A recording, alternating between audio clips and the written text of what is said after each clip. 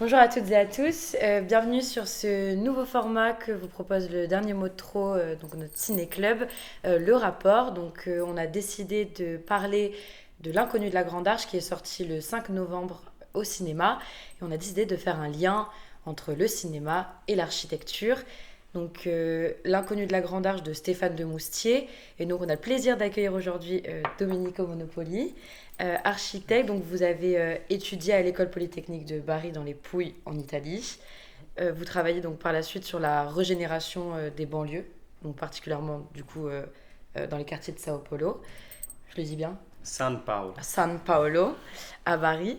Et une fois diplômé, vous arrivez en France chez Jean-Paul Viguier, Exactement. donc l'un des 4 finalistes justement du concours de la Grande Arche. Et vous y restez donc 7 ans. Et on vous propose donc de rejoindre Valo de Epistre. Valo de Pistre. Pastro et Epistre, alors voilà. Très français. C'est très français, c'est ça. Et donc on vous confie les clés du projet d'architecture d'intérieur de la tour Triangle. Et du coup, depuis maintenant 3 ans, vous travaillez sur ce projet-là avec les équipes d'Herzog et de Meuron. Exactement. Donc un parcours incroyable qui mêle du coup avec le sujet Merci. actuel. Et donc on est ravis de vous avoir parmi nous pour échanger sur ce sujet-là. Un parcours qui doit sûrement et très certainement vous inspirer Alice, du coup, Alice Lefebvre. Tu es, je vais tous vous tutoyer si On se ça vous va, on tutoie, se oui. Bien tutoie. sûr. Où tu es étudiante en master d'architecture à l'école de la Villette. Oui. C'est ça, à Paris. Et si je crois bien, tu as une approche cinématographique parce que tu as choisi une spécialisation en scénographie. Oui, C'est bien ça? exactement. Super, donc on est ravis de t'avoir aussi parmi nous. Merci. Et également, si je dois les présenter, Raphaël, notre président et fondateur du Ciné-Club Un Dernier Mot de Trop, et également Adrien, membre du Ciné-Club et secrétaire, et deux grands cinéphiles aussi parmi nous. Donc je vous remercie tous d'être ici pour pouvoir échanger autour de ce film qui retrace le destin de Johan Otto von Spreckelsen, l'architecte danois, qui est le gagnant du concours de la Grande Arche à la Défense. Je vais faire un rapide résumé du film pour contextualiser pourquoi nous sommes ici aussi.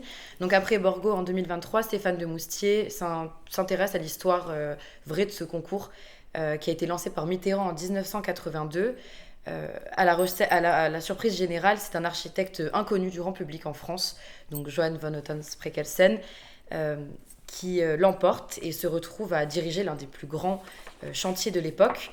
Entre idéal architectural, contraintes politiques et drame intime, l'inconnu de la Grande Arche explore l'ambition, le doute et le prix d'un projet monumental aussi. Parce que c'est important de parler du prix aussi que ça a coûté. Et s'il entend bâtir sa grande arche telle qu'il l'a imaginée, ses idées vont très vite se heurter à la réalité du terrain, aux aléas de la politique. Donc on se retrouve avec un casting franco-danois, avec Claes Bang, j'espère que je vais bien dire et pas écorcher les noms, qui joue Johan Otton von Spreckelsen, Sids Babette et Knudsen qui joue sa femme, Xavier Dolan dans le rôle de Jean-Louis Subilon, qui est le directeur des missions on va dire de coordination de l'époque. Swan Arlo qui joue Paul Andreu, qui est un architecte, et Michel Faux qui joue le rôle de François Mitterrand. Donc le film a également été nominé dans le prix Un certain regard à Cannes. Et la première question que je voulais vous poser déjà, c'est est-ce que vous connaissez cette histoire de ce concours lancé par François Mitterrand? Et pour vous, est-ce que c'est un geste visionnaire, audacieux ou assez risqué? Qui commence Bah, tu veux commencer? Oui. Allez-y. Alors oui, je connaissais l'histoire de loin, à vrai dire. Je savais que c'était un architecte pas français qui l'avait réalisé. Je savais qu'il était du nord d'Europe, mais je ne le connaissais pas vraiment. Plutôt, je connaissais que Paul Andreu, du coup, avait bien participé à ce concours, à ce projet-là, et d'où l'intérêt aussi à voir ce film que j'ai eu la chance de pouvoir le regarder en avance, quoi.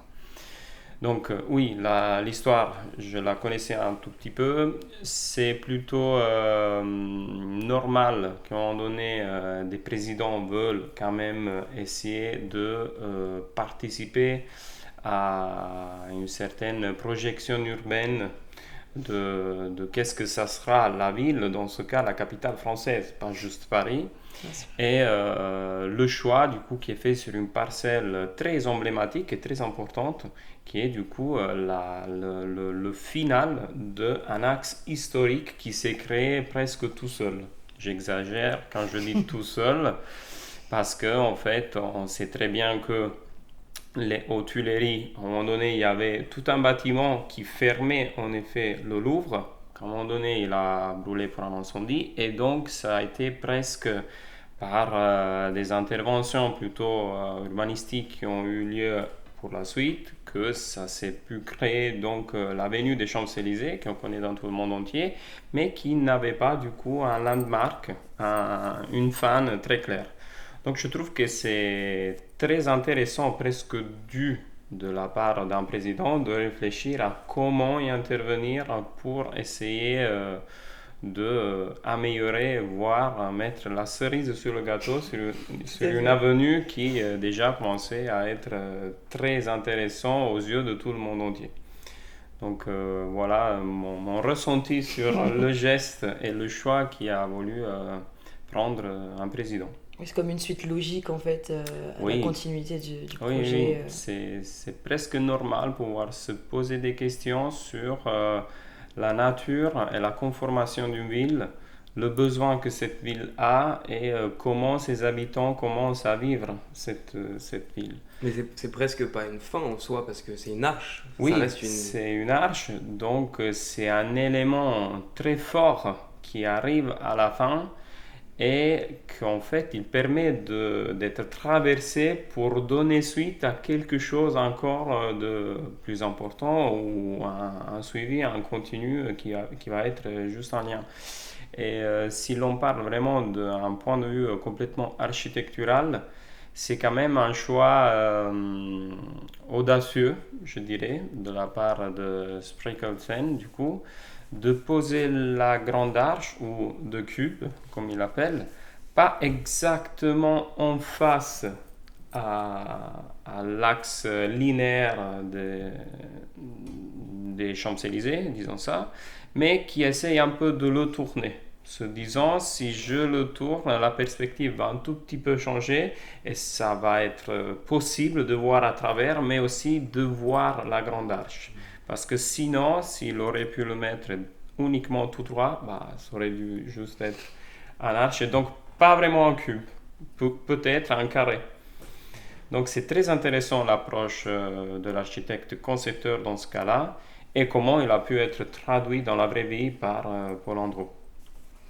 Et toi, Adrien, du coup, c'est une histoire que tu connaissais ou que tu as découvert complètement à travers ce film? Je connaissais bien entendu la commande de Mitterrand pour ce projet, donc, qui a vraiment marqué de son empreinte la Grande Arche, mais je ne savais pas du tout le contexte de création, cet appel d'offres avec un architecte mystérieux, donc je trouve ça très intéressant de mieux connaître cet architecte et de voir justement comment un artiste architecte peu connu fait irruption dans un projet d'une telle envergure, les questions que ça pose, les difficultés qu'il rencontre, le fait justement qu'il est peut-être pas, il manque peut-être un peu d'expérience, après ça vous le direz du point de vue architectural, mais on sent qu'il se retrouve pris dans une machine un peu plus grande que lui, une logique politique, des moyens financiers considérables, un projet immense. Pendant le film, il y a des plans du chantier qui est énorme, donc je trouve ça intéressant justement comment cet inconnu fait éruption dans un projet aussi ambitieux. Et Alice, est-ce que toi c'est quelque chose que tu connaissais déjà ou qu'on on vous apprend en fait à l'école aussi ou pas du tout? Pour le coup non, pas du tout, on nous en parle vraiment pas beaucoup et en fait je trouve que le fait que c'est inconnu pour nous étudiants en architecture, je trouve que du coup c'est vachement bien montré dans le film en fait. Et le titre aussi du coup est super significatif, l'inconnu de la Grande Arche, parce que c'est quand même c'est un monument qui est super important et finalement on connaît pas tant son histoire, on nous en parle pas, parce que c'est vrai qu'en études d'architecture, on nous demande vachement de travailler avec les références, d'aller voir d'autres architectes ce qu'ils ont fait, mais c'est vrai qu'on nous cite rarement ce monsieur-là, alors qu'il a quand même fait quelque chose de super important pour Paris, pour la modernisation de la ville. Et donc j'étais super contente d'aller voir le film, parce que du coup je suis allée hier, j'avais pas pu aller à l'avant-première. Et en fait, ça a vraiment cet aspect documentaire qui est tellement intéressant, de pouvoir comprendre comment est-ce que ça a fonctionné et de voir avec ces failles d'architecte comment ça a marché aussi. Donc, donc une découverte, une ouais, bonne découverte. Carrément une très bonne découverte, oui. Aussi pour ta culture en tant qu'étudiante Ouais. aussi dans ce domaine-là. Ah ouais, carrément. Et pour finir, Raphaël, Moi, je connaissais pas du tout ce projet, et même l'architecture en soi, c'est quelque chose qui est pas, on en parlait un peu avec Adrien, qui est pas forcément traité souvent dans le cinéma, même si ces dernières années, on a vu éclore de Brutalist, aussi Megalopolis l'année dernière. Mais c'est un film, je trouve, très intéressant et qui touche certaines choses vraiment particulières. Par exemple, la scène dans cette à Carrare, où il touche ce marbre et il y a une sensation qui se fait avec ce matériau. Il y a aussi cette fin assez belle où il y a ce chien du président qui vient lui lécher la main comme une reconnaissance. Donc, j'ai trouvé que le film était vraiment très bien amené, avec des pointes de temps en temps très symboliques, très belles, et que j'ai juste un peu de réserve certaines fois sur Xavier Dolan, mais bon, on va pas en faire toute une chose. Le reste des comédiens est magnifique, l'image aussi est très belle, donc non, c'est une belle découverte. Et voilà, je voulais vous poser une question qui, à travers moi, le film, c'est une notion qui est sortie beaucoup, donc cette notion de cube parfait, que du coup, Spreckelson dit beaucoup en fait. Est-ce que tout part cette idée, elle part d'une idée donc obsessionnelle, celle de vraiment quelque chose de très parfait, de très lisse. Et dans le cinéma comme dans l'architecture, est-ce que tout part d'une vision radicale ? Est-ce que vous pensez que on part d'une idée et que ça ne peut pas évoluer, enfin en tout cas d'après lui c'était quelque chose qui ne devait pas bouger quoi. Je pense que c'est presque normal de faire évoluer un certain concept, parce que quand tu découvres un site, quand on demande de participer à un concours, tu vois le site, tu te fais une idée et tu aboutis à un crayon, un brouillon. Et avec ce petit brouillon, en fait, tu commences à te faire une idée. Et cette idée-là, ça te permet en fait d'évoluer, parce que c'est toujours une évolution, un projet. Donc tu te fais le brouillon, tu te fais une idée et tu commences à développer cette idée. Et puis à la fin, tu clôtures le dossier et tu l'envoies pour consultation et pour te candidater à ce concours-là. Du moment que tu as remporté le concours, du coup, tu es d'une certaine manière obligé d'aller revérifier et revoir tout ce que tu as fait pour le développer encore plus dans le détail et voir si en fait ce que tu as imaginé c'est tout à fait faisable ou pas. Et je pense que le défi, en effet, c'est vraiment là. Un architecte qui pourrait être appelé comme tel, je pense que le challenge est vraiment là. Essayer d'arriver au résultat final avec exactement le même projet que tu avais en phase de conception. Parce que si je fais un exemple très simple, même quand on fait un projet d'une maison, de temps en temps, l'architecte pose une cloison qui doit être à 3 mètres d'une autre cloison. Au bout d'un moment, il y a un ouvrier qui arrive et qui dit en fait, si je mets la cloison à plus ou moins ici, 2,90 m, ça va, non? Tout le monde ne se pose pas la question, on réalise la cloison, le jour J, arrive l'architecte et dit pourquoi elle n'est pas à 3 mètres? Et là, tu te rends compte que en fait, la table que tu avais imaginé d'installer bien au milieu de la pièce, les 10 cm, en fait, ils te font perdre des alignements. Entre-temps, tu as eu tous les spots au plafond qui commencent à s'installer. Et du coup, en fait, tu vois que ton résultat n'est plus la même chose que tu avais décidé en phase de conception. Donc, je pense que c'est naturel et évident qu'il faut repenser, remettre en cause ce que tu as imaginé tout au début, parce que toi aussi, tu découvres le projet et certains côtés du projet. Et le challenge, c'est toujours là. Essayer d'apporter toujours quelque chose de plus, plutôt des solutions pour faire évoluer ton projet, mais sans vraiment le dénaturaliser vis-à-vis du concept initial. Et on le voit sur la plupart des projets. C'est un très bon challenge à attendre. Voilà. Mais je pense que ce qui est intéressant dans la question de Zoé aussi, c'est l'idée de vision. C'est l'idée que un architecte comparé à un cinéaste, je ne sais pas s'il voit vraiment la même chose, parce que quand vous créez, vous avez pas, enfin je sais qu'au cinéma, la plupart des films ont un humain en tout cas qui est là et qui crée l'émotion parce qu'on se reconnaît dans un personnage humain. Je sais qu'en architecture, enfin je sais pas, mais justement en architecture il y a cette idée que c'est des bâtiments, des matériaux et qu'il n'y a pas ce rapport humain à celui qui va le voir parce qu'il n'est pas là ou on le voit pas en tout cas. Est-ce que justement quand vous êtes en architecture vous avez quand même une relation à la personne qui va être dedans ou c'est vraiment très... Oui. Ouais, quand même. Non, absolument. C'est une des contraintes majeures à prendre en compte parce qu'à chaque fois, tu dois vraiment penser aux usagers du bâtiment, à la grande échelle ou à la petite échelle. Si je fais une escalier, je sais que je dois la faire minimum de 90 cm pour que la personne puisse passer. Je ne commence pas à dire, allez, je la fais 50 cm cet escalier. Non. Donc, c'est un détail qu'un architecte doit toujours prendre en compte. C'est l'un des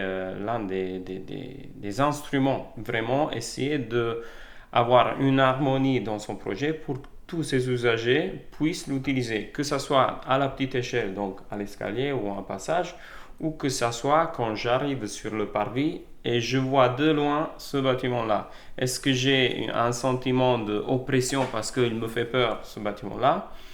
Ou c'est plutôt, je me sens très à l'aise, je suis bien entouré par des beaux objets qui sont tout autour de moi. Et donc, tu peux vivre vraiment différemment les lieux. Par exemple, maintenant, on parle tout le temps de... Je fais juste... J'ouvre et je ferme une petite parenthèse. Mais il y a un stade en Italie, à Milan, San Siro. Il est très contesté parce qu'ils veulent changer complètement son aspect. Lui, par exemple, il a été conçu exactement de manière inverse à la Grande Arche, parce que lui, c'est un bâtiment qu'on l'a conçu pour qu'il puisse faire peur aux gens qui arrivent ici.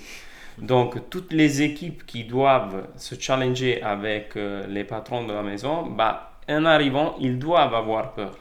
Donc, un bâtiment, quand il est conçu, il doit vraiment prendre en compte les personnes qui arrivent et les personnes qui l'utilisent à tous les étages. Donc, c'est vraiment un rôle très important. Il ne faut pas déroger à certaines choses. Donc, je vois un peu quand Spreckelsen s'oppose un peu à Prandtl pour les matériaux, parce qu'il y tient beaucoup, parce que en effet, on le voit souvent dans le film que les matériaux peuvent jouer un rôle très important. C'est ça, et d'ailleurs sur cette idée de matériaux, au cinéma, il y a pas vraiment de matériaux en tant que tel, c'est vraiment de la lumière qui est mise sur un écran ou une caméra qui a filmé quelque chose. Donc je sais pas, par exemple pour toi Adrien ou quoi, mais j'ai le sentiment en tout cas que l'architecture pour un créateur est très intéressante, en tout cas parce qu'on peut toucher par exemple du verre comme on peut, quoi, comme on veut. Et alors qu'au cinéma, on n'a pas cette matérialité qui nous permet de presque sentir jusqu'au maximum, quoi. Et c'est cette idée encore du marbre de Carrare. Mais quand il le touche, et pareil dans De Brutaliste, quand il le touche, il y a cette idée de ok, je touche en fait ma future création, quoi. Je sais pas ce que... Après, c'est vrai que le cinéma tel que le spectateur le reçoit, c'est une image face à un écran, donc c'est plus dans les sensations, C'est ça. d'autres types de sens qui sont sollicités. Mais malgré tout, dans la mise en œuvre de cet art cinématographique, comme l'architecture, il y a des moyens matériaux. Enfin, il y a vraiment des décors, des personnages, des costumes, etc. Donc il y a cette notion aussi d'ampleur de ces tournages et de ces chantiers architecturaux, et également le coût de tout ça. Et du coup, pour revenir à ta question, le côté de la vision, justement tout l'enjeu, je pense, à la fois pour le cinéma et pour l'architecte, c'est comment maintenir sa vision malgré les compromis qu'on est amené à faire. Et justement, est-ce qu'il faut faire des compromis, est-ce qu'il ne faut pas en faire? Je pense que le film pose un peu la question. Et en fait, on ne sait jamais vraiment si Mikkelsen est quelqu'un de très obstiné et un peu, peut-être pas fou, mais en tout cas peut-être immature ou qui ne se rend pas compte de la complexité. Ou est-ce qu'au contraire, comme dit Pei, l'architecte de la pyramide du Louvre, est-ce que c'est pas plutôt Andreu qui se cache derrière la technique pour refuser un petit peu l'audace de Mikkelsen? Je ne sais pas ce que vous en pensez là-dessus. Alice.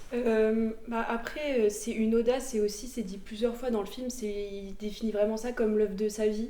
Et je pense que c'est bien montré à quel point il est investi dedans parce que c'est l'œuvre de sa vie et parce qu'il ressent que c'est quelque chose d'énorme, quoi. Et donc, il se met peut-être des œillères par rapport à toutes les contraintes qu'il peut y avoir et il veut rêver une architecture de tous les possibles. Mais malheureusement, c'est pas le cas. En fait, il y a des réalités, il faut construire, il faut que ça tienne. Mais je pense qu'il veut vraiment essayer, même quand il va toucher le marbre, même s'il doit pas y aller, il fait quand même cette route, il prend sa voiture, il y va, il répond pas aux appels, aux fax, etc.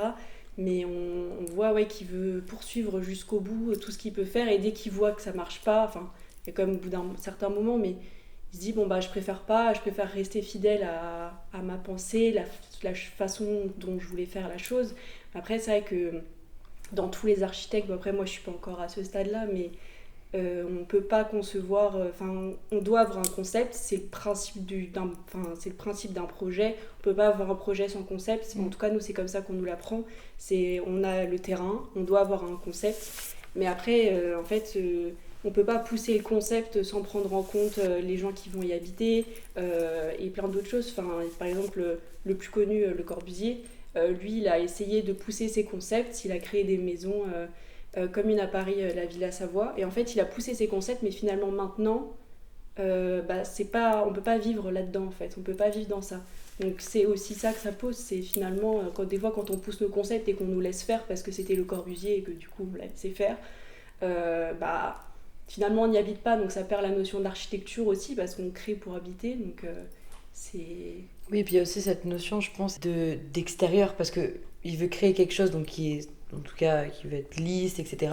Mais il y a aussi, faut prendre en compte les événements extérieurs, comme par exemple la pluie, le vent, etc. Et ça, c'est des choses qui, j'ai l'impression, il est un peu dans un espèce de déni par rapport à ces choses-là. Est-ce que c'est parce que, en tout cas, si on doit faire une interprétation, mais est-ce que c'est parce que c'était un manque pas de connaissances, mais plus d'expérience? Parce qu'en fait, à la base, lui, il construit des églises, et en fait, c'est pas la même chose en tout cas, je suppose que c'est pas la même chose de construire des églises et de construire un monument tel que la Grande Arche, c'est parfait, quoi.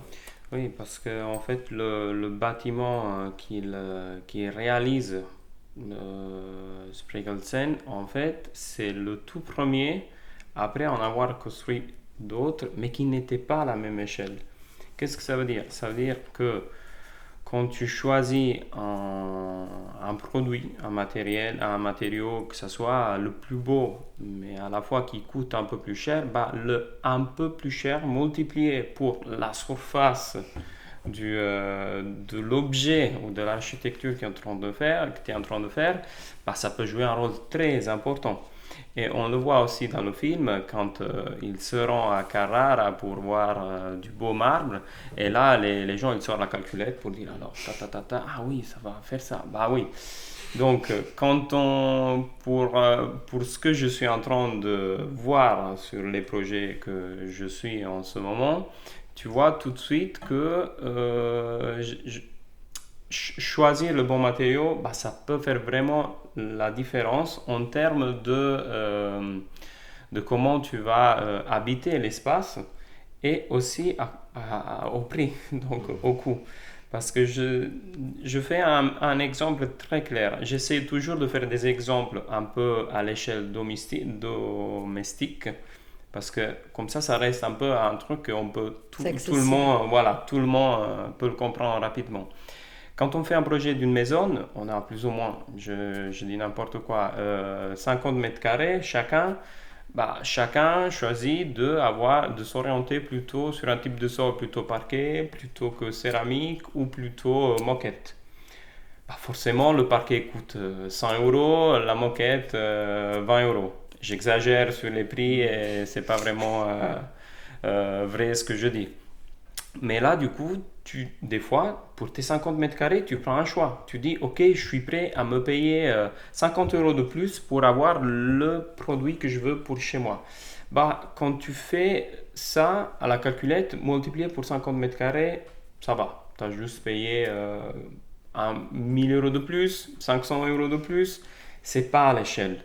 Mais quand tu fais ça, multiplié pour les mètres carrés de façade ou d'étage à remplir, la calculette explose tout de suite. Donc, à un moment donné, il faut aussi avoir cette maîtrise-là et le rôle de Pôle emploi, c'est genre nécessaire et fondamental. De le restreindre un peu, de le calmer sur des folies que lui, il a en fait. Absolument. Après, je parle souvent de Pôle emploi parce que après, sur le projet que je suis en train de suivre en ce moment, j'ai vraiment presque sa place, quoi.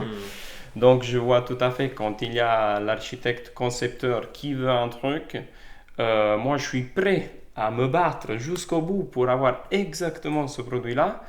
Mais en fait, derrière, tu as plein d'enjeux que tu dois aussi prendre en compte. Et à la fois, l'entreprise te dit, moi, je veux bien te mettre du parquet.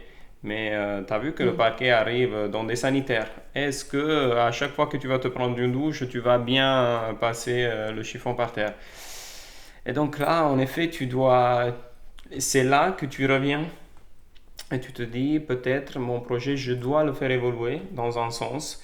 Et peut-être l'argent que je récupère de tous les mètres carrés dans les salles de bain, peut-être je vais l'utiliser pour me rattraper sur d'autres choses.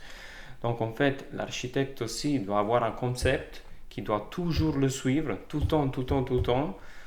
Mais il est là aussi pour comprendre que des fois, il y a des soucis et auxquels il faut aussi s'adapter. Oui, s'adapter et faire un bon choix. Dans le cas d'Otto, il y a aussi l'idée qu'il y a un changement de gouvernement qui lui enlève beaucoup d'argent et du coup il doit faire avec ce peu d'argent, quoi. Donc il y a aussi dans l'architecture l'idée que la politique influence énormément l'architecture en cours. Je ne sais pas si en ce moment avec les problèmes de budget, etc., c'est le cas pour toi.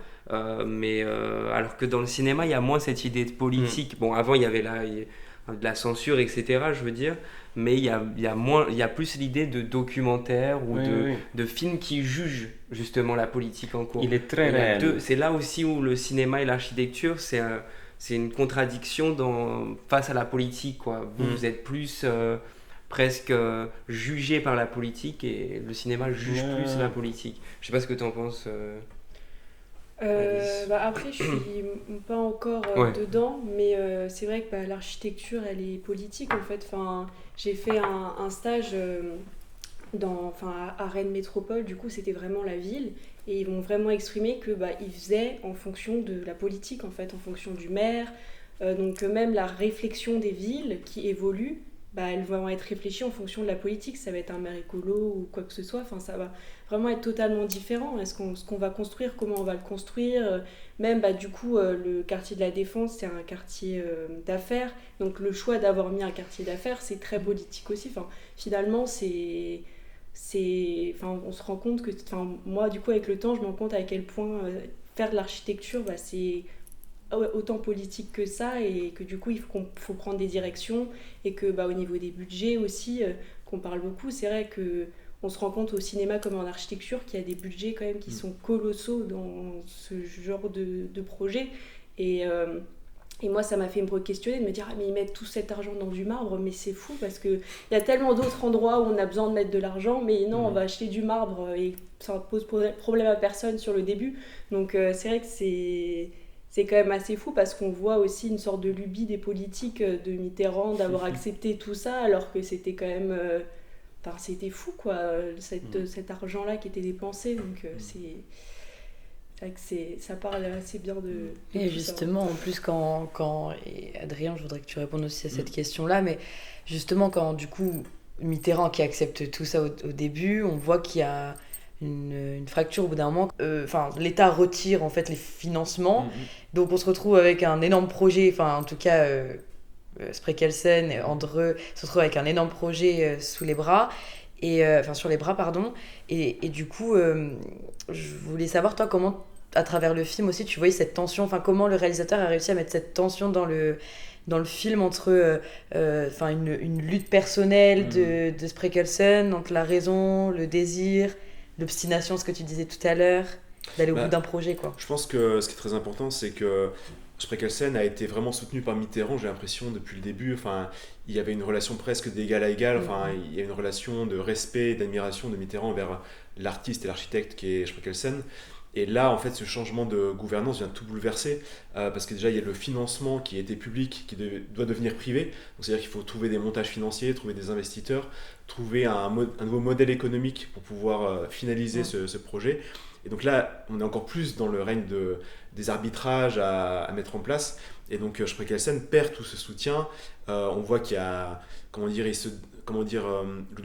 nouveau gouvernement en place, je pense que c'est Chirac, et du coup Juppé qui est le ministre du budget, il n'y a plus vraiment de relation avec l'architecte, c'est plus avec Andreu qui va négocier.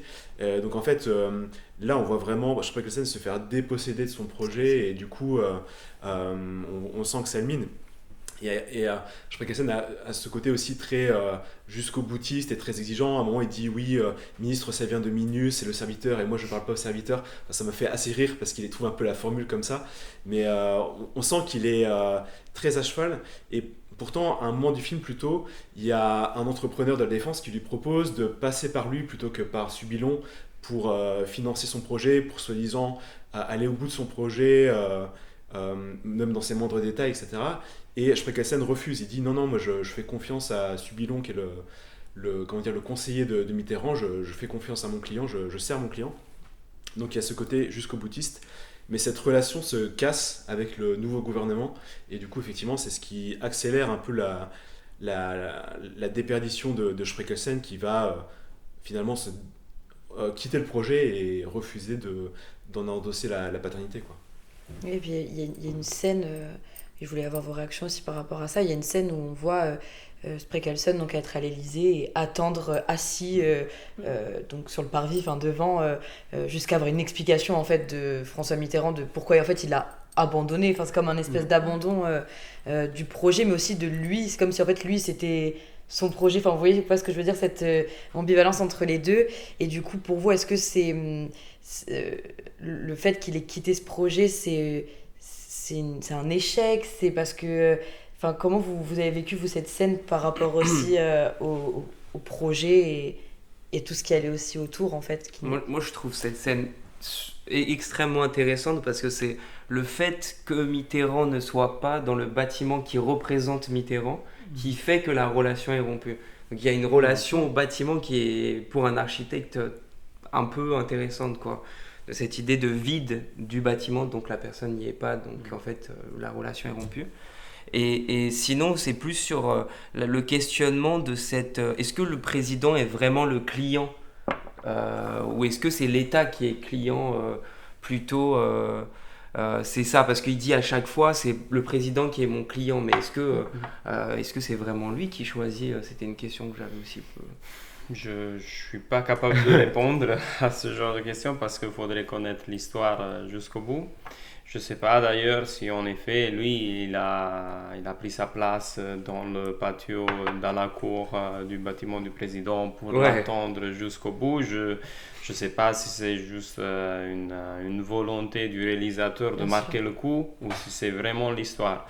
Ce qui est vrai, c'est qu'un président peut clairement avoir du pouvoir dans ces choix-là. Et en effet, s'il commence un peu à être dans un rapport de force dicté, dans ce cas par la cohabitation, c'est tout à fait normal de se retrouver dans ce que le film veut nous transmettre. Parce que nous, on le voit souvent, enfin moi personnellement, je l'ai vécu plusieurs fois, mais je pense que n'importe quel architecte, je pense qu'il a déjà vécu un peu la même situation. En fait, tu vois que la maîtrise d'ouvrage, donc ton client, la personne qui vient te confier le projet, il a des contraintes budgétaires et un certain type de résultat. Donc, en fonction du budget et du résultat, c'est à toi un peu d'amener ce bateau jusqu'au port.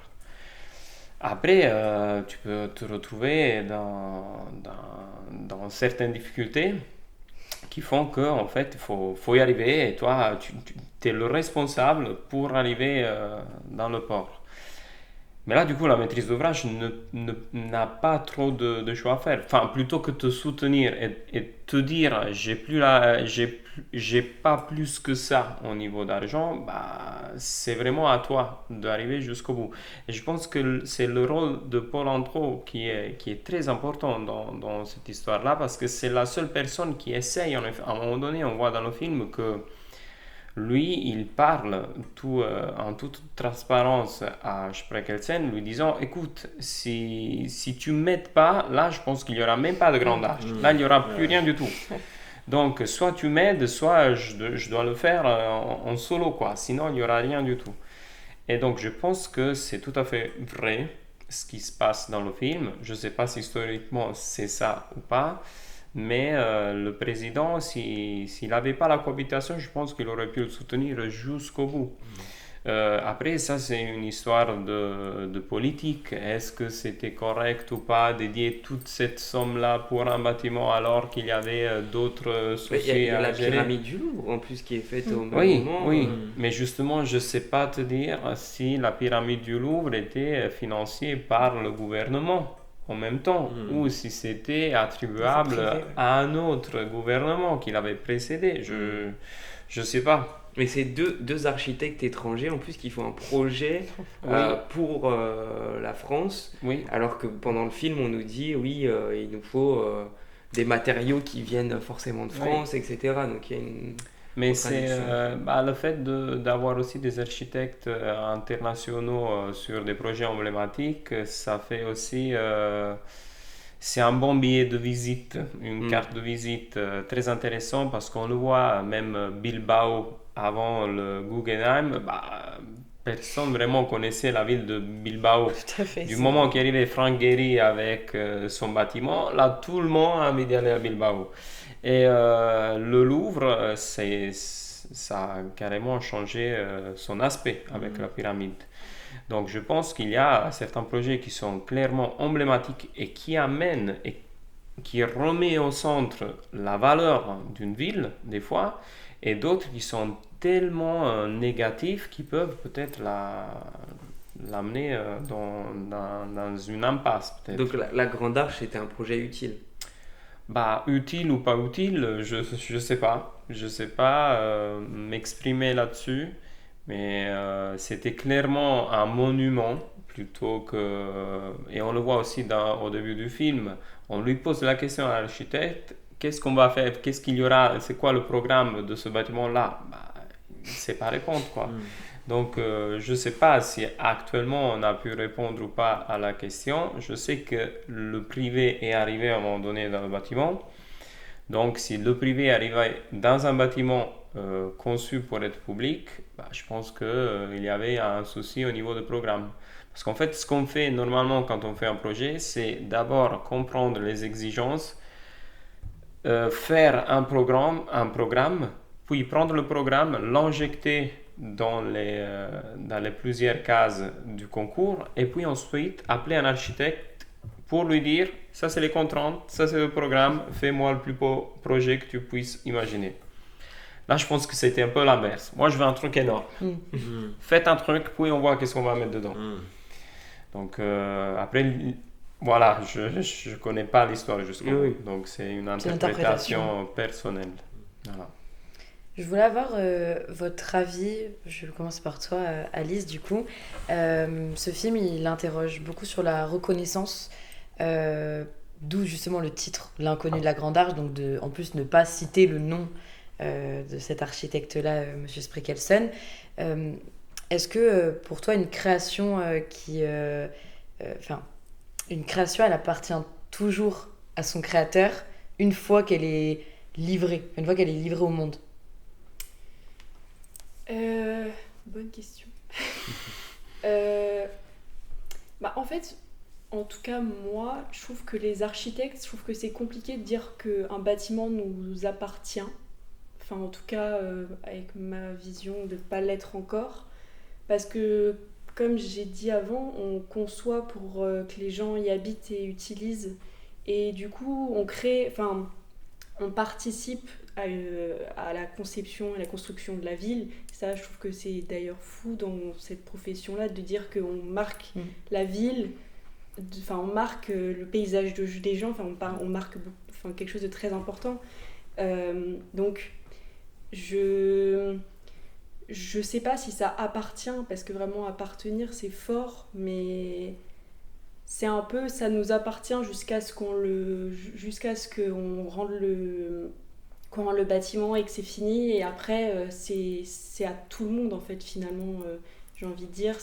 Mais est-ce que c'est une reconnaissance où par exemple les acteurs, les chanteurs, les écrivains, j'ai l'impression qu'on est obligé de connaître les noms, et que si on les connaît pas c'est bizarre parce que c'est des gens qui ont fait des choses folles, je peux dire Mozart, Balzac, voilà, pour sortir juste des noms qui sont extrêmement connus, mais j'ai l'impression que les architectes, alors que, comme tu dis, c'est des choses qui traversent le temps, qui marquent des époques, etc.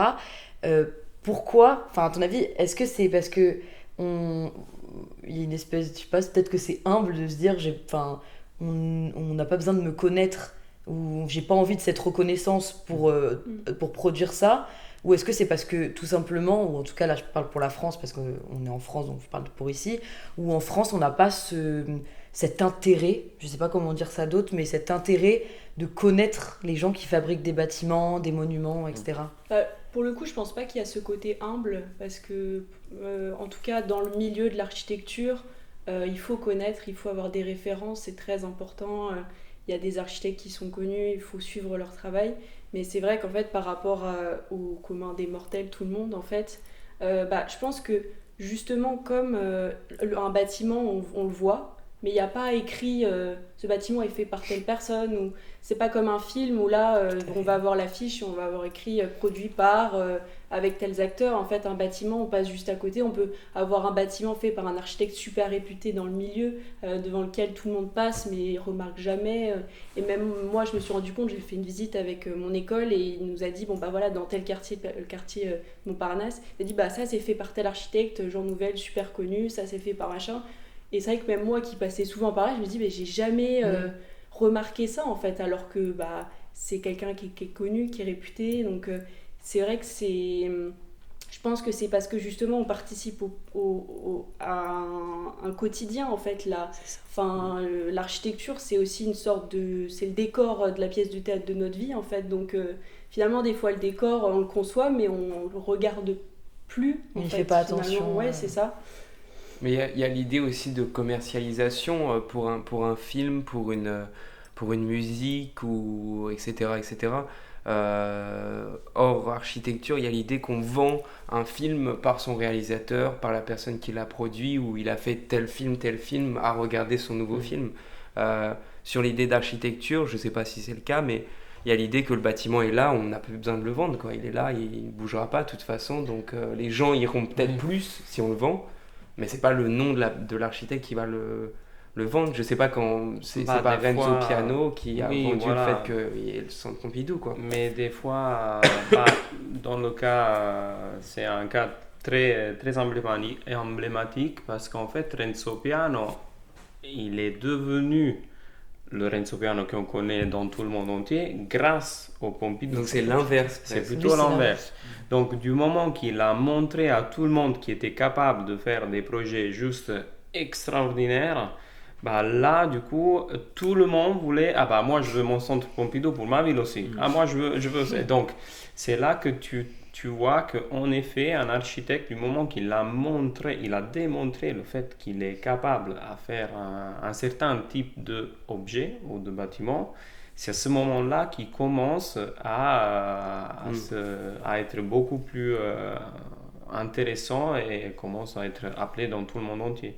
C'est le cas pour Renzo Piano, c'est le cas pour Herzog de Meuron, pour le projet qu'ils sont en train de construire maintenant en ce moment à Porte de Versailles.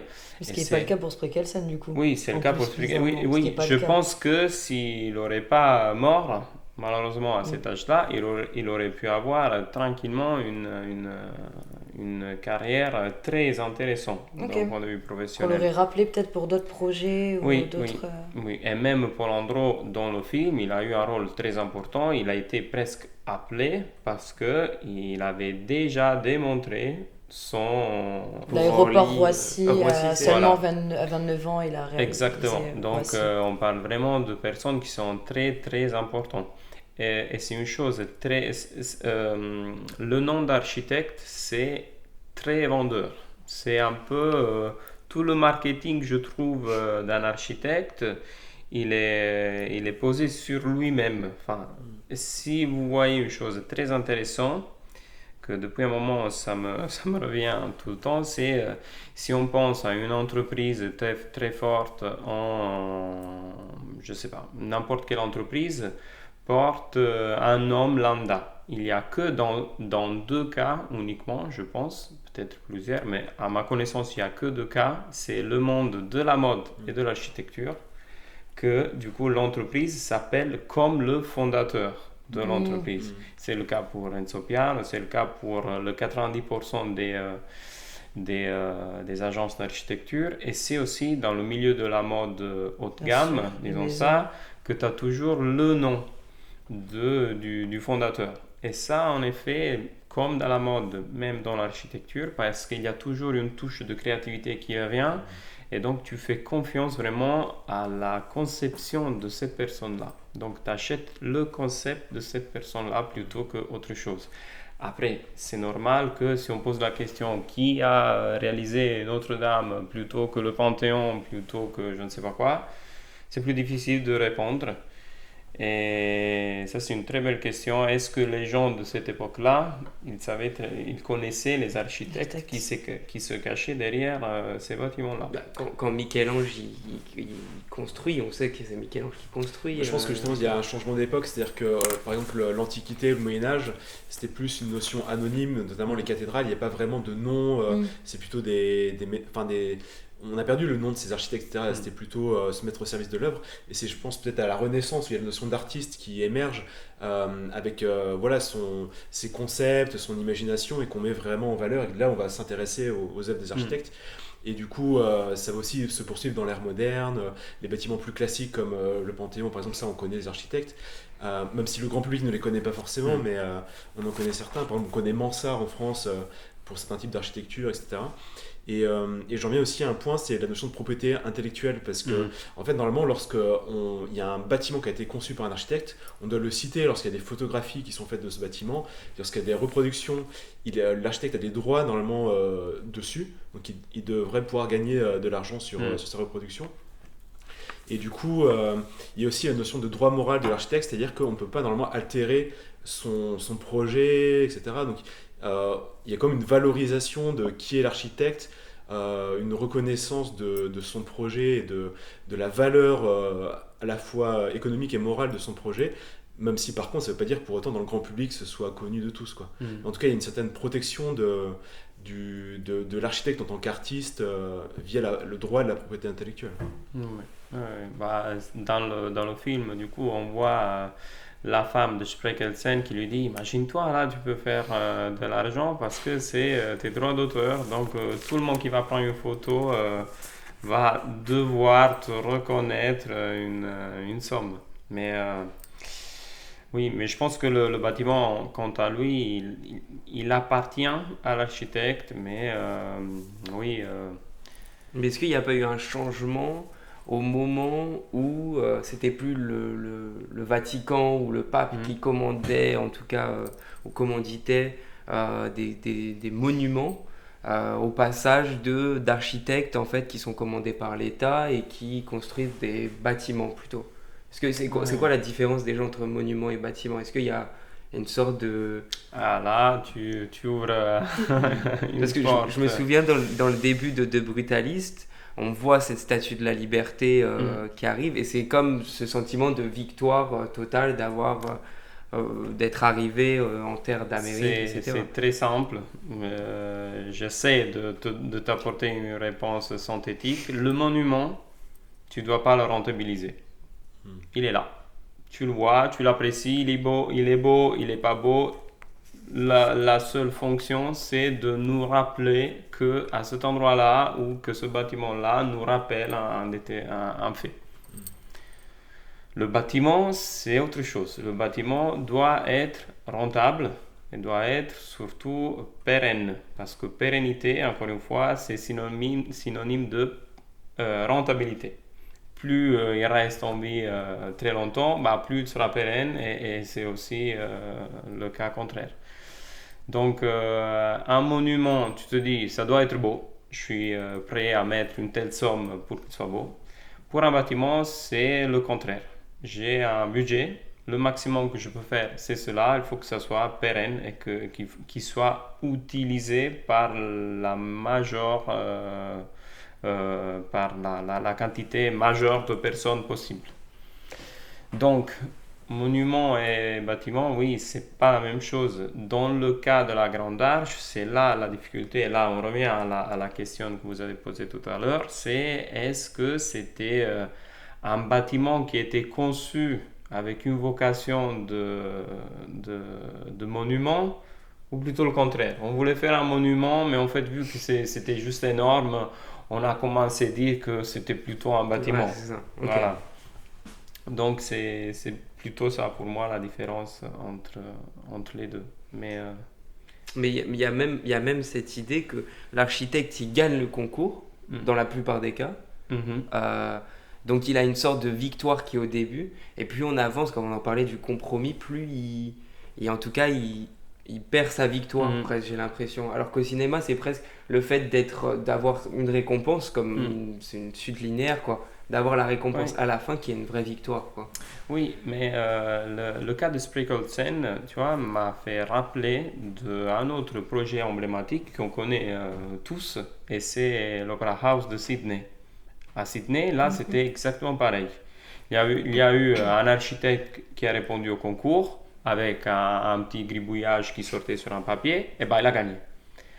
Quand ils sont pris du coup son petit dessin, ils se sont dit allez, on va le réaliser, et finalement personne ne savait le réaliser parce qu'il avait fait des coques qui devaient être une sur l'autre, mais qu'au début de ce siècle-là, on ne savait pas trop vraiment comment le réaliser. Ils sont passés des années à y travailler, à y réfléchir comment le réaliser.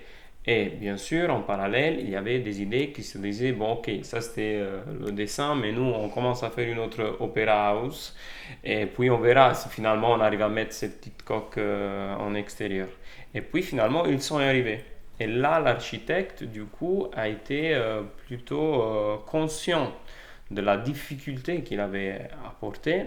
À ce moment-là, il n'y avait pas les grandes agences d'architecture, alors que c'était un peu le cas contraire pour Spreckelsen. Là, il arrivait à Paris et là, il y avait énormément d'agences d'architecture hyper bien organisées qui étaient clairement à la hauteur d'un projet comme ça. Et lui, pour le coup, ne l'était pas.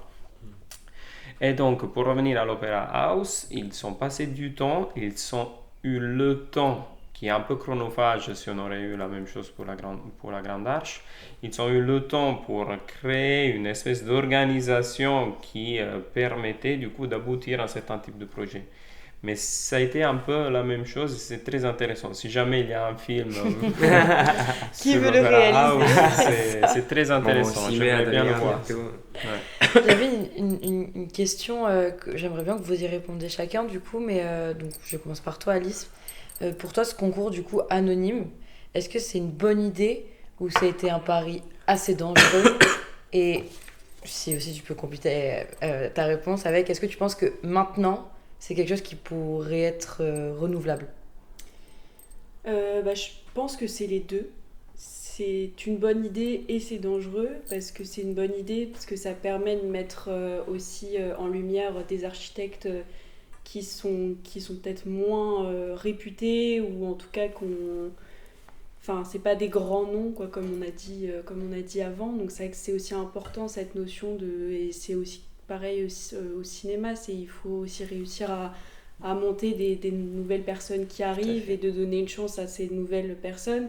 Mais là où c'était un gros risque, c'est quand même que il arrive, il est tout seul, il a même pas d'agence, il a rien quoi. Enfin, il a juste fait sa maquette, il a même pas fait de plan. Enfin, c'est quand même un gros risque parce que du coup, même s'il a une vision qui est super novatrice, qui est super importante, finalement, ça a causé beaucoup de soucis par la suite au niveau de la conception, au niveau d'aller jusqu'au bout. Et c'est vrai que là où l'autre architecte, j'ai oublié son nom, est super important. Et Paul je trouve que Andreu. c'est voilà, Paul Andreu, où c'est super bien montré au moment où ils font la réunion tous ensemble et qu'ils parlent des fondations, donc ce qui se voit pas finalement, qu'il dit on va devoir changer ça et qu'il se lève, il dit ah non, surtout pas, je veux pas. On voit aussi là la différence entre lui qui avait eu encore une fois son projet de rêve et la réalité. Donc c'est vrai que c'était ça le risque aussi finalement de prendre cet architecte qu'on a eu du mal à contacter au début et que une fois qu'il était là, il n'y avait pas conscience en fait de la réalité des choses. Donc c'est vrai que c'est important je pense, d'avoir un peu les deux, j'imagine. Et je me souviens plus de la dernière. Si tu penses que c'est un projet, en tout cas, de faire un concours anonyme comme ça pourrait être renouvelable, qu'il pourrait avoir une appel d'offres comme ça maintenant. Je sais pas, mais ils font des fois ça, des concours anonymes. Oui, actuellement, ça arrive ça. En fait, soit tu fais un concours complètement ouvert, et là, tu te prends 800 projets qui arrivent d'un coup et tu dois choisir parmi ça. Soit, ce qui est le cas, et c'est un peu le cas plus récurrent, surtout en ce moment-là, tu ouvres la porte à des candidatures, mais à des candidatures que tu as plus ou moins individuées, plus ou moins. C'est le cas du Louvre. Là, il y a le projet du concours du Louvre qui va je pense qu'il est devenu déjà officiel. On connaît déjà les 5 agences d'architecture qui ont été retenues sur une base de candidature. C'est-à-dire, il y a eu des candidatures. À un moment donné, on en a sélectionné 5 et le concours, ça sera parmi les 5. Mais actuellement, il n'y a pas un projet. C'est-à-dire, les 5 finalistes n'ont pas été retenus sur la base d'un projet. Mais c'est juste sur ce qui ont été faits par rapport à leur expérience. Oui, voilà. Ils sont candidatés. Et ils sont mis dans leur présentation tous les projets qu'ils avaient déjà fait, leur disant voilà, on a déjà réalisé des muséums ou on a déjà fait un certain type de projet. Ils ont donné un peu la vision, ils l'ont expliqué à peu près. Je doute qu'on puisse y avoir eu au moment de la candidature des dessins ou des croquis qui font croire qu'il y a déjà une idée derrière. Mais aujourd'hui, les candidatures, en effet, on les fait avec des personnes qu'on connaît à peu près. Donc, plus dans l'anonymat. Je pense qu'on a bien appris des erreurs du passé et qu'on est plutôt en train de faire évoluer les choses sur un certain rythme. Et Adrien, par rapport, toi, face à son œuvre, en gros, qu'il a presque terminé, Spreckelsen, il supporte pas que ça lui échappe. Et je sais pas si c'est un peu ce qu'on nous montre dans le film, mais c'est un peu nous dire peut-être qu'il est mort, pas de chagrin, mais on dirait on dirait qu'on essaye de nous le vendre un peu comme ça aussi. Pour toi, cette fin, elle parle de quoi? De perte, de tragédie du créateur, ou d'accomplissement peut-être aussi? Je pense qu'il y a effectivement un côté tragique. On sent que c'est quelqu'un qui est entier, qui est très habité, même peut-être par la foi. À un moment, il joue de l'orgue dans une église et on sent que pour lui, l'acte de créer, c'est limite un acte de foi. À un moment, tu parlais des piliers qui étaient enfouis et Andreu lui dit « personne ne les verra ». Il lui dit « si, Dieu les verra ». Donc en fait, il y a un côté jusqu'au boutiste, absolutiste, quoi. C'est-à-dire quand je fais un truc, moi je sais que c'est comme ça, donc le fait que ne serait-ce que moi le sache, ça a une valeur, quoi. Donc il y a un côté très entier, et je pense que justement les problèmes qu'il a rencontrés sur la construction, etc., font que ça l'a miné intérieurement. Il y a sa femme qui le quitte. Alors on sait que le personnage de la femme dans le film est plutôt romancé, on ne sait pas trop le rôle qu'elle a joué en vrai, mais ça montre en tout cas, et ça pose question sur jusqu'où on doit aller pour son art. Est-ce qu'on doit remettre en cause sa santé, sa famille, sa vie personnelle, pour servir une vision qui est absolue, quoi. Et je trouve que ce film le montre quand même assez bien. Et ça me fait penser à un autre film sur l'architecture, un des rares films qui ont été faits vraiment sur l'architecte, c'est Le Rebelle de King Vidor, sorti en 49. Et on voit aussi un architecte qui est vraiment entier, intègre, et qui refuse les commandes. Il revient même jusqu'à faire des chantiers dans des carrières pour financer sa vie, le temps de trouver un vrai projet où on respecte sa vision. Mais il y a la même chose dans The Brutalist aussi. Oui, dans où The il va Brutalist. travailler dans le chantier là, Ouais, le exactement. temps que l'autre revienne le voir. Exactement. Quoi. C'est vrai que dans les différents films faits sur les architectes montrent cette notion de jusqu'au boutisme des architectes, parce que je pense qu'aussi les cinéastes reconnaissent là-dedans. Enfin, il y a vraiment le jeu des cinéastes face aux producteurs qui vont faire des coupes, qui vont réarranger le film. Et du coup, il y a vraiment ce besoin, je pense. Enfin, beaucoup de cinéastes se reconnaissent dans les architectes lorsqu'ils font des films là-dessus. Et en tout cas, pour revenir sur l'inconnu de la Grande Arche, c'est vraiment un côté très triste et à la fois une certaine douceur vers la fin, où c'est la nature qui reprend un peu le dessus. C'est-à-dire que la tombe de Spreckelsen, elle est perdue dans la nature. Il y a une toute petite marque qui signale sa présence. Mais comment il s'appelle, Andreu et Subilon reviennent pour le chercher, ne le retrouvent pas, alors que le spectateur voit cette tombe à un moment. Et donc, ouais, à la fin, il y a un peu la nature qui reprend ses droits, et un peu, je pense, dans la conception peut-être nordique de l'architecture, c'est-à-dire se fondre dans un environnement et respecter la nature, l'harmonie, tout ça. Et donc, on voit effectivement le personnage qui s'efface face à la postérité, face à la nature plus grande que lui. Enfin, il y a un côté à la fois tragique et doux, enfin, assez doux amer en fait dans ce film, qui parfois est un peu drôle, mais il y a aussi toujours une tragédie qui se joue et qui se matérialise par la maladie et puis la fin abrupte de cet architecte. Bien sûr. Moi petit mot dessus. je répondrais en deux parties. Il y a cette idée dans Le Rebelle dont parlait Adrien, il y a cette idée que cette femme, elle détruit tout ce qu'elle aime, pendant que cet architecte, en tout cas, veut construire tout ce qu'il aime. Et il y a aussi cette idée, que ça soit dans le cinéma ou l'architecture, où on détruit quelque chose pour après en recréer quelque chose. Et dans le cinéma, ça serait plus l'idée de montage, de couper certains moments pour donner plus de texture à la fin ou plus de vie à l'entièreté du métrage. Ça, c'est quelque chose que je trouve un lien entre les deux arts. Et puis la deuxième, ça serait la temporalité aussi. C'est l'idée que je trouve qu'on le voit très bien, c'est ce temps qui le rend amer, quoi. Ça prend trop de temps à se construire et il ne peut pas voir son œuvre finale, quoi. Il y a cette idée il est mort trop jeune pour le voir, quoi. Et c'est vrai que sur cette idée de voir une architecture, je trouve qu'on la voit, on la prend en photo, elle reste là, mais je trouve que le cinéma, c'est cette contradiction entre le cinéma où on est dans une salle, le film dure 2h25, par exemple, l'architecture, on est face à cette architecture, et combien de temps ça va durer encore jusqu'à qu'il y ait des changements autour, ou combien de temps on va rester devant cette architecture, quoi. Et je trouve, dans Megalopolis, c'est énormément traité cette idée de temporalité, et c'est ce que je trouve le plus beau dans ce métrage, c'est qu'il y a cette idée de j'arrête le temps pour créer, quoi. Et je sais pas ce que vous en pensez, si c'était une dernière chose dont on parlerait, mais c'était cette idée de temporalité pour les deux arts, quoi. Nous, on a un temps fixe, quoi. Le film doit faire tant, et il fera tant. C'est pour ça qu'on va le voir des fois, parce qu'on n'a pas assez de... Ouais. Une question de postérité aussi, c'est-à-dire Complètement, aussi combien on disait, est-ce que l'œuvre échappe à l'artiste ou à l'architecte? Entièrement. Et en fait, c'est vrai qu'une fois qu'elle est créée, c'est à destination d'un public. L'architecture, ça va être pour les usagers, les gens qui vont vivre dedans, aussi ceux qui vont la voir à l'extérieur. Et le film aussi, c'est fait pour être vu. Il y a la notion de conservation aussi du film, la conservation des architectures. Donc il y a vraiment cette notion-là de postérité et de temps, effectivement, qui est intrinsèque dans les deux arts, quoi. Et je rajouterais juste avant que On vous laisse le mot de la fin. Ouais, c'est juste que en fait, il y a cette idée que le film, pour tout distributeur, c'est-à-dire la personne qui vend le film après, le temps que restera le film en salle lui permettra de gagner plus d'argent. Et c'est très court, c'est 3 mois maximum un film en salle. Alors que pour vous, architecte ou futur architecte, il y a cette idée que ça restera jamais, quoi. C'est magnifique cette idée, quoi. Je sais pas ce que vous en pensez.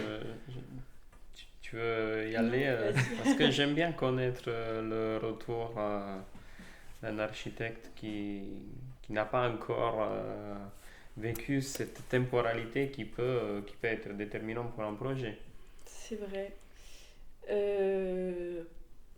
Je sais pas trop, j'ai pas de... Je préfère avoir ton avis, peut-être que je rebondirai, mais là j'ai pas de... Parce que en fait la temporalité sur un projet c'est déterminant, parce que des fois on démarre un projet dans une année, on se retrouve après 20 ans qu'il n'est même pas sorti des tiroirs et qu'entre temps il y a eu 3 maires qui sont changés politiquement, et donc le pouvoir politique est différent et demande autre chose, parce qu'en fait ces citoyens sont plus des gens qui utilisent les voitures, mais des gens qui utilisent les vélos.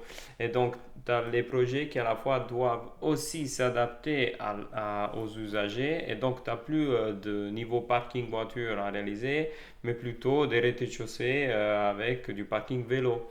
Et donc un bâtiment aussi doit évoluer dans ce sens-là. Et c'est hyper important, ce mécanisme-là. Donc le temps sur un projet peut aussi le faire évoluer. Parce que ça change les usagers, ça change le pouvoir politique, ça change les investisseurs qui sont derrière et qui il y a 10 ans voulaient faire des bureaux et puis se retrouvent à vouloir faire des logements ou des monuments pour un retour plutôt au marketing ou autre. Donc je pense qu'un projet, il a plus ou moins une vie d'un certain temps, tout est en fonction de l'échelle, mais le temps c'est hyper déterminant. Et si on fait un parallélisme avec des ouvrages déjà emblématiques comme la Sagrada Familia par exemple, tout le monde connaît l'architecte concepteur, mais on connaît et on connaîtra peut-être pas tous les pôles entre eux qui se sont suivis. Donc ça, c'est le temps, c'est vraiment hyper important.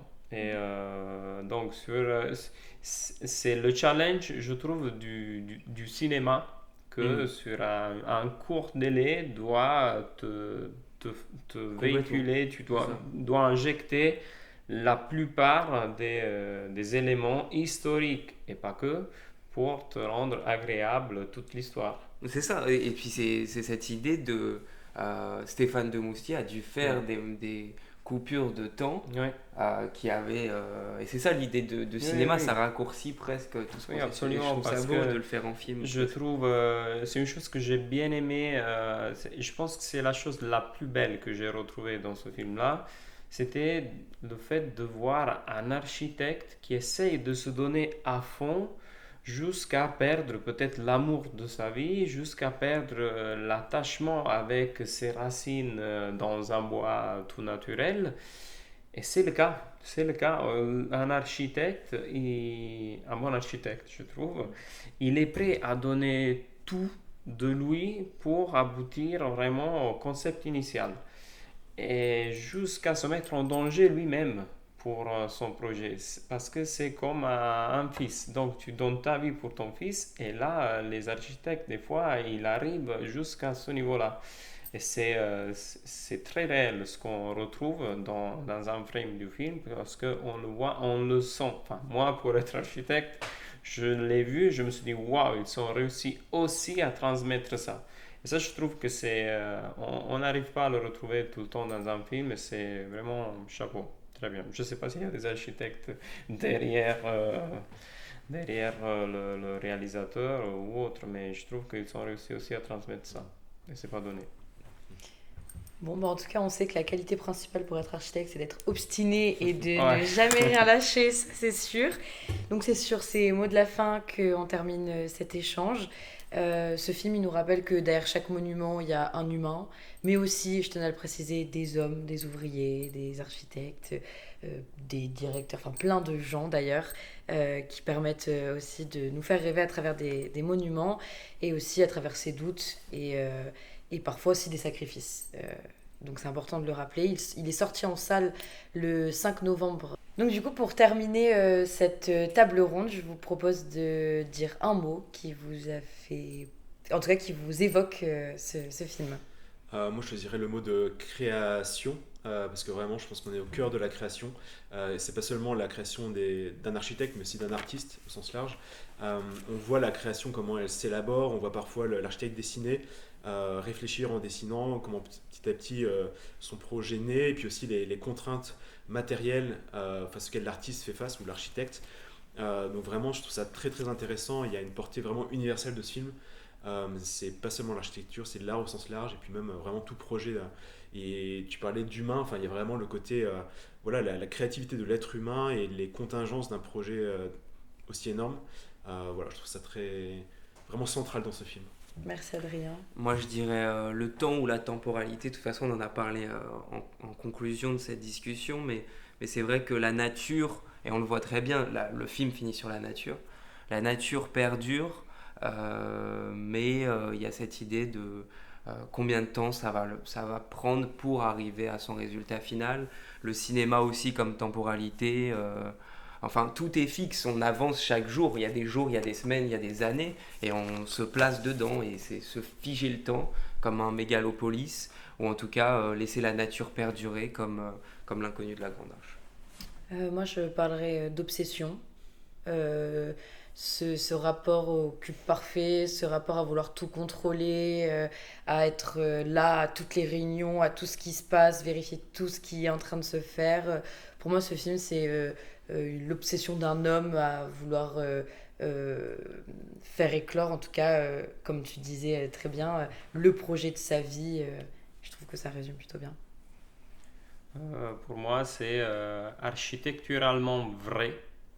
Parce que, mis à part l'histoire qui pourrait être vraie ou pas vraie, parce que je ne suis pas un historien, mais pour être architecte, je me suis vu dans la frustration quand ils veulent te changer un matériau, quand ils veulent te proposer autre chose que ce n'est pas le projet que tu as conçu au début, les types de difficultés humaines que tu as dans ta vie privée, dans ta vie professionnelle, vis-à-vis aussi des précédents projets que tu as fait, parce qu'il y a les petits détails des églises qui reviennent dans le film qu'il avait déjà fait, et tous les défis et la temporalité qui rajoute un coup.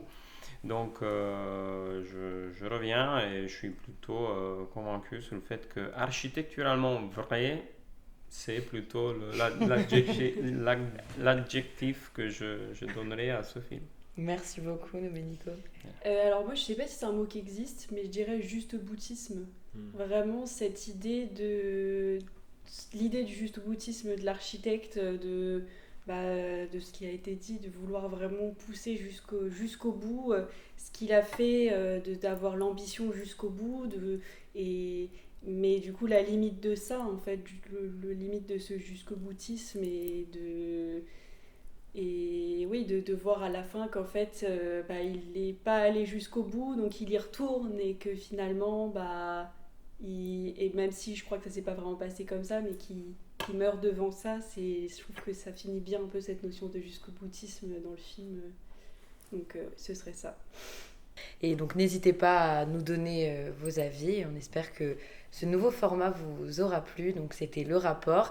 Et j'espère que vous êtes contents de cet échange tous ensemble. Et je suis ravie de vous avoir eu autour de cette table. Merci. Merci beaucoup. Merci.